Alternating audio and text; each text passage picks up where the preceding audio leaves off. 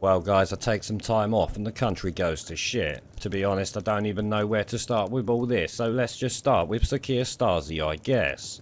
Obviously, he's a major reason the shit show is now occurring, because when the prat should have come out calling for calm and saying he'll listen to people's concerns, he instead labelled after North West far right because they want little kids to stop being killed.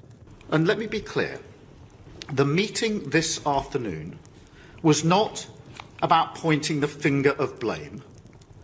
That is not how this government of service conducts its business, because it doesn't work. Rather, this was a meeting to pull together our response, a response both to the immediate challenge, which is clearly driven by far-right hatred. This, as I said at the time, was something the government literally wanted to happen because Starmer's rhetoric throughout has proved that to me time after time. In fact, I'll be honest, my heart sunk when it kicked off, because before that the government were in shitfits trying to ride the fact diversity had killed these kids. Them doing that showed more normies the failure of open borders than any of us could ever hope to do. Trouble flaring up their first night gave Starmer the excuse he needed to call it far right and then tarnish every protest he knew that would follow it. By far-right hatred. Personally, I think it was done to take attention away from the failure of the ethnic melting pot that they love so much, and this is proven to me more with the media ignoring or glossing over racially aggravated attacks by gangs of armed Muslim men. This the BBC did just this morning on BBC Breakfast. Take a quick look at this. Hello, good morning. It is Tuesday the 6th of August. Our top story today. Police have come under attack after another night of disorder. Several officers have been injured in Plymouth. Riot teams were deployed in Belfast as petrol bombs were thrown there. And there was unrest in Birmingham. Oh yeah, that's BBC Breakfast running damage control for marauding mobs of men attacking white people in racially motivated attacks in Birmingham. Obviously I can't show you them because YouTube doesn't allow it.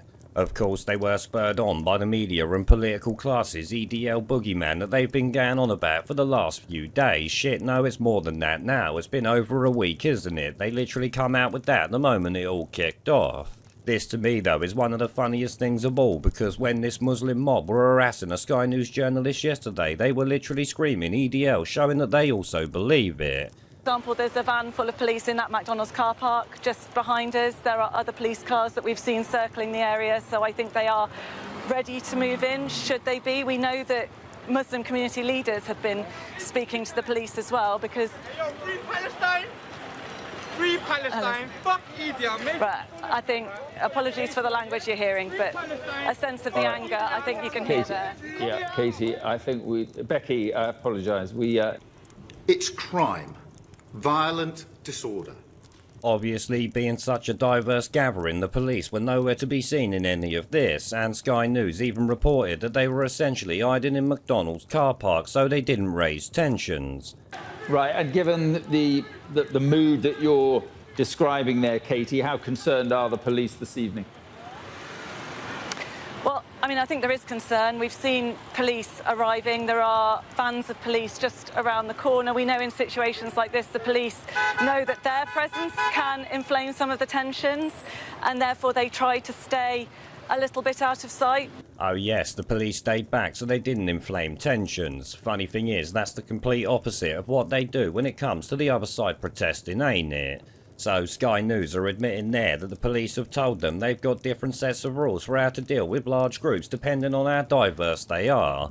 That to me sounds like two-tier policing. I don't know about you lot. Of course, we all wait with bated breath for Sir Keir Stasi's press conference about the rampaging gangs of armed men attacking people in Birmingham or charging the police in Plymouth shouting Allah Akbar with knives last night. I can't wait to hear what he plans to do about the organised, racially motivated but mostly peaceful armed gangs running around the streets of England, can you? It's crime. Violent disorder.